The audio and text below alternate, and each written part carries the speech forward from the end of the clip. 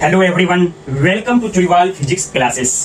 Please subscribe my channel. क्यों? क्योंकि यहाँ एनसीईआरटी के हर एक टॉपिक को समझाया गया है, एक एक टॉपिक को। तो ये टॉपिक है आज के लिए variation of pressure with depth. अभी के लिए variation of pressure with depth means अगर लिक्विड किसी कंटेनर में भर दी जाए तो उसके हर एक पॉइंट पर प्रेशर क्या होगी अगर आप उसकी डेप्थ में जाएंगे। क्लियर?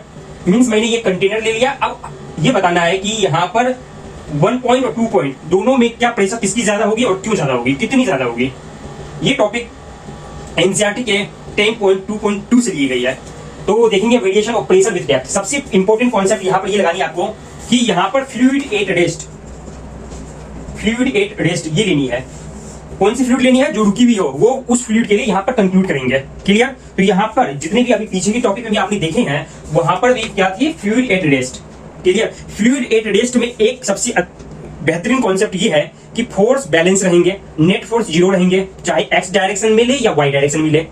अगर आप फोर्स को सपोज फोर्स इंक्लिंड हो, किसी सरफेस पर फोर्स पैरेलल ले या परपेंडिकुलर कैसी भी फोर्स ले, अगर फ्लूइड अगर रुकी भी हो तो वहां पर जो दो कंपोनेंट होगी, एक हॉरिजॉन्टल डायरेक्शन में, एक वर्टिकल डायरेक्शन में। तो हॉरिजॉन्टल में जितने भी कंपोनेंट आएंगे उतने कंपोनेंट के अगर आप वेक्टर सम लेंगे तो net force zero. Vertical direction में अगर आप नेट फोर्स लेंगे तो वो भी जीरो। इट मींस दैट जब फोर्स जीरो होती है, नेट फोर्स जीरो होती है, उस कंडीशन में acceleration zero. Force zero means acceleration zero. क्यों? किसी भी बॉडी में अगर आपने कोई फोर्स ही अप्लाई नहीं किया या फोर्स अप्लाई किया लेकिन फिर भी नेट फोर्स जीरो हो रही है, इट मींस दैट एक्सेलरेशन उसकी जीरो होगी, रुकी रहेगी। ऐसा होता भी है। कोई कंटेनर, किसी कंटेनर में आपने फ्लूइड रखा, ऐसा होता है कि फ्लूइड अपने आप मूव करने लगे, अगर वो रुकी हुई थी तो रुकी हुई रहेगी जब तक आप एक्सटर्नल उसमें फोर्स अप्लाई न करें। आप अप्लाई न करें या किसी और ने भी अप्लाई किया हो तब उसकी कंसीडर आप लेंगे कि हाँ उसमें कुछ एक्सेलरेशन है। अगर किसी ने भी कोई एक्सटर्नल फोर्स उसमें लग ही नहीं रही है एट दैट टाइम, वहां पर क्या होगी? Net force zero. क्योंकि पहले से जीरो, इट मींस दैट वहां जीरो, नेट फोर्स जीरो है और आप बाहर से कोई एक्सटर्नल फोर्स अप्लाई नहीं की गई है तो भी जीरो। क्लियर? तो इसका मतलब यह है कि अगर रेस्ट पर कोई फ्लूइड, तो जब उस समय तक रेस्ट पर रहेगी जब तक एक्सटर्नल कोई फोर्स अनबैलेंस्ड फोर्स अप्लाई ना की जाए। तो यहां पर भी आप समझ ले कि यहां पर जो हमें देखनी है प्रेशर की वेरिएशन एट रेस्ट लिखनी है। तो एट रेस्ट में एक सबसे महत्वपूर्ण पॉइंट क्या आ गई, इंपॉर्टेंट पॉइंट, कि अगर हॉरिजॉन्टल फोर्स देखेंगे तो वो net horizontal force will be zero. यहां पर आप देखें, ब्लैक को मैंने ब्लैक से शो किया है, यहां पर इस डायरेक्शन में जितनी फोर्स लग रही है उस डायरेक्शन से भी उतनी ही फोर्स लग रही है। नेट कितनी हो गई? जीरो। सपोज ये 3 न्यूटन है, ये 5 न्यूटन, ये 7 न्यूटन, ये 9 न्यूटन। 3 न्यूटन को 3 न्यूटन से बैलेंस कर दी गई है। दैट्स व्हाई फोर्स क्या है? Net force zero. अगर फोर्स अनबैलेंस होती है हॉरिजॉन्टल डायरेक्शन में तो मूवमेंट हो जाती ना।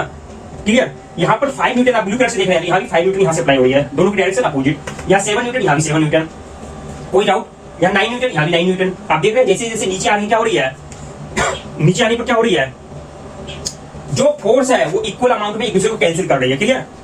जो फोर्स है वो इक्वल अमाउंट में एक दूसरे को कैंसिल कर रही है। It means that horizontal level पर, एक ही लेवल पर सब जगह फोर्स जीरो। क्योंकि वहां पर किसी भी पॉइंट की, एक ही लेवल पर किसी पॉइंट की बात करेंगे तो हॉरिजॉन्टल में सपोज एक साइड में 3 न्यूटन लग रही है हॉरिजॉन्टल डायरेक्शन में, दूसरी साइड से भी 3 Newton, net force zero. Clear?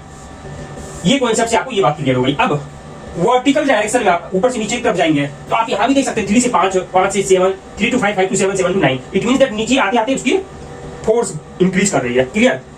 अब यहाँ वर्टिकल डायरेक्शन में अगर देखेंगे तो मैंने यहाँ ग्रीन कलर से, ऊपर भी ग्रीन कलर से और बीच में भी ग्रीन कलर से शो कर रखी है। अगर वर्टिकल डायरेक्शन में देखेंगे तो वर्टिकल डायरेक्शन में सबसे पहले आप ये देखिए, ये कंटेनर है ब्लैक कलर का आउटर वाला, और हमने इसमें क्या भर दिया है? फ्लूइड। फ्लूइड आपको दिखाई नहीं दे रहा होगा, तो फ्लूइड दिखाई दे सकता है, अगर गैसेस से तो दिखाई नहीं देगा, अगर लिक्विड हो तो आप समझ जाएंगे कि हाँ इसमें कुछ है। ठीक है? तो यहाँ पर लिक्विड है, मैं इसको शो कर रहा हूँ, यहाँ पर आप देख सकते हैं डॉटेड से शो कर रहा हूँ ब्लू कलर से। इसका मतलब क्या है? इट मींस दैट यहाँ पर फ्लूइड भरे हुए हैं, ये लिक्विड इसमें डाले हुए हैं। तो लिक्विड के कारण आप देख सकते हैं यहाँ लिक्विड है, तो लिक्विड के कारण आप वर्टिकल में जब चेक करेंगे, वर्टिकल डायरेक्शन में आप देख रहे हैं ये वर्टिकल डायरेक्शन, ये वर्टिकल डायरेक्शन और बीच में भी वर्टिकल डायरेक्शन। तो वर्टिकल डायरेक्शन में मैंने क्या किया है, ये जो आप सिलिंड्रिकल फिर से देख रहे हैं, सिलिंड्रिकल शेप यहाँ पे जो देख रहे हैं ब्लू कलर से, ब्लैक कलर वाली तो कंटेनर है, ब्लू कलर वाली फ्लूइड की ही सेक्शन है। फ्लूइड को ही मैंने उस पार्ट को लिया है जो इस इमेजिनरी कंटेनर में हो। इमेजिनरी, ये कंटेनर तो है ही प्लास्टिक की या समथिंग जिस भी चीज की हो। ये वाली जो है, ये जो ब्लू कलर से आप देख रहे हैं सिलेंडर, ये इमेजिनरी सिलिंड्रिकल शेप है जिसमें जिसके फ्लूइड को मैंने कंसीडर किया है। क्लियर?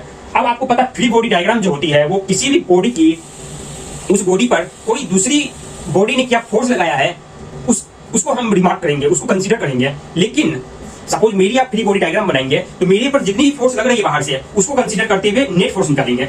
मैंने किसी और पर क्या लगाया उससे कोई मतलब नहीं, मेरे ऊपर किसी ने क्या लगाया। ठीक है? तो मीन्स आप अगर इस ब्लू कलर के सिलेंडर की फ्री बॉडी डायग्राम बनाएंगे तो इस पर कोई भी बाहर की एजेंसी जो भी फोर्स अप्लाई कर रही है, लगा रही है, उसको मैंने यहाँ पर शो कर रही है। क्लियर?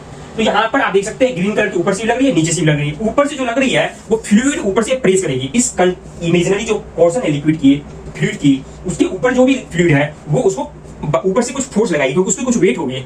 तो वो जो फोर्स लगेगी वो मैंने यहाँ पर ग्रीन कलर से शो किया है।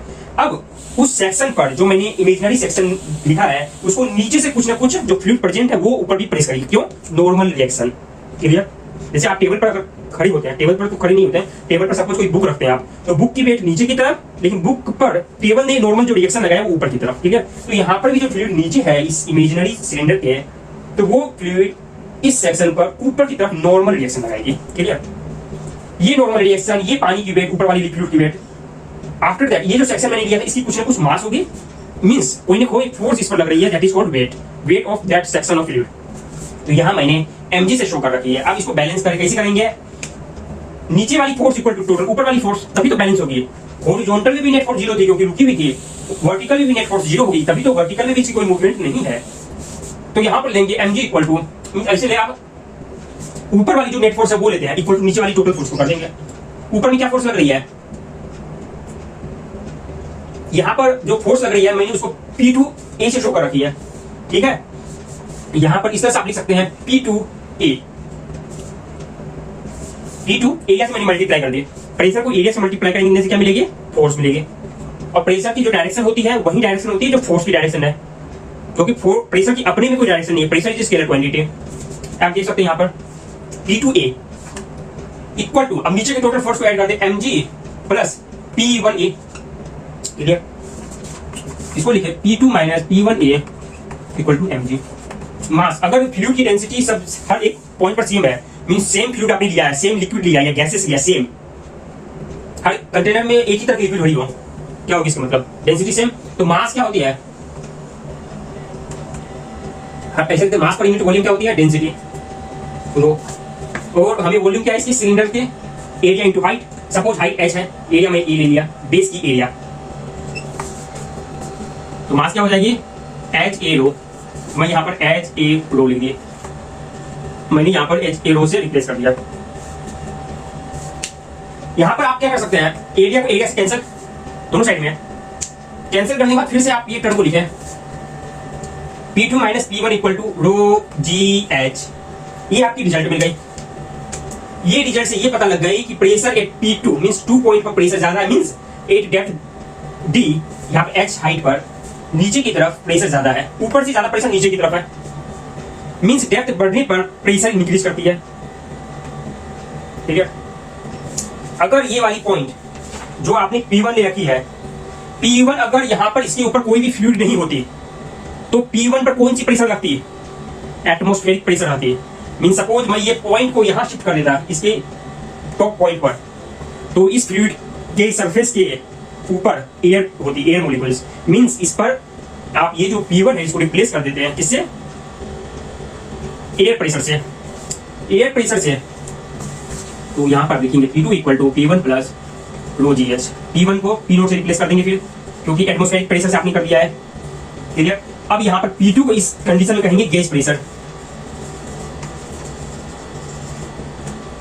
यहां पर एक और कॉन्सेप्ट है, यहां पर जो प्रेशर आप देख रहे हैं, प्रेशर डिफरेंस, वो एरिया पर डिपेंड नहीं कर रही है। एरिया का कोई भी टर्म यहां नहीं है। इट मींस दैट ये सिलेंड्रिकल की एरिया चाहे किसी भी एरिया के लिए, छोटी ले, बड़ी ले और बड़ी ले और बड़ी ले, उसकी जो एरिया से इंडिपेंडेंट है प्रेशर। इट मींस दैट उसकी शेप पर, उसके जो लेवल है एक ही हाइट पर, वो एरिया से इंडिपेंडेंट है। इट मींस दैट ये अगर बड़ी भी होती तो भी सेम प्रेशर डिफरेंस मिलती।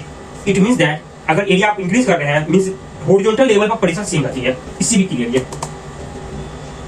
अगर यहाँ पर एरिया का भी टर्म लेते हैं या आती है यहाँ पर, तब आप कहते हैं कि हाँ हॉरिजॉन्टल में जो प्रेशर है वो चेंज होती है, क्योंकि वो डिपेंड कर रही है एरिया पर। जब एरिया पर इंडिपेंडेंट है, वर्टिकल प्रेशर जो आप देख रहे हैं एरिया के इंडिपेंडेंट है, it means that same level के लिए, सेम हॉरिजॉन्टल लेवल के लिए हर एक पॉइंट पर प्रेशर सेम रहेगी।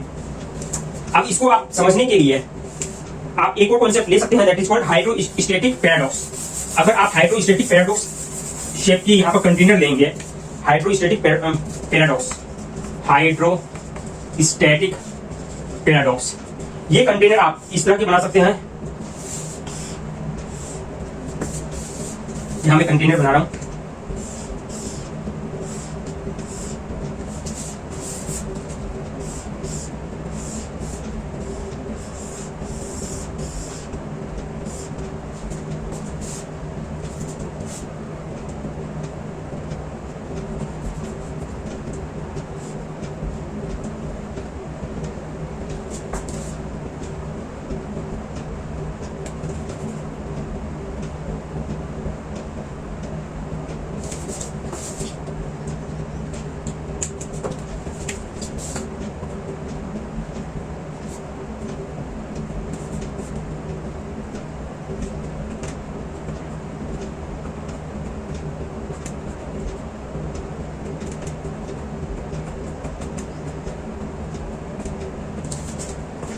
आप ये देख सकते हैं कि हर एक यहां पर एक कंटेनर टाइप, यहां भी कंटेनर टाइप, इसकी शेप अलग, इसकी भी शेप मींस इसकी शेप अलग है, ये दोनों की सेम है।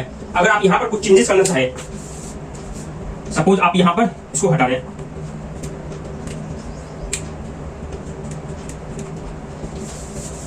आप देख सकते हैं कि यहां पर इसकी शेप अलग, इस कंटेनर की शेप अलग, इसकी अलग, लेकिन तीनों मिले हुए हैं।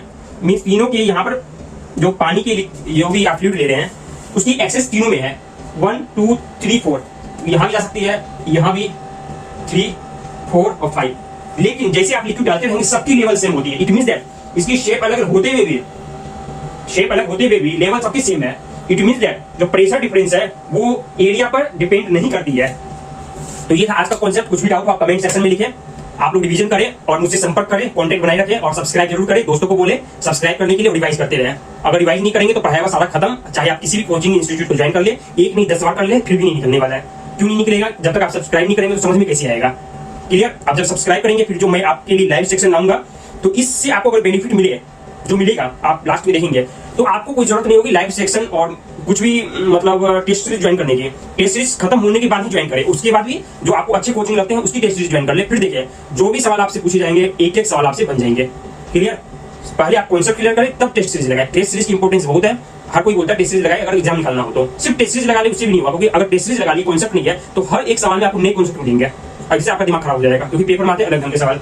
तो मैं मानता हूँ 10% आपके प्रीवियस ईयर के आ जाएंगे, लेकिन 10% में सिलेक्शन नहीं है। कम से कम 40% से ऊपर हो तभी सिलेक्शन होंगे किसी भी पेपर में।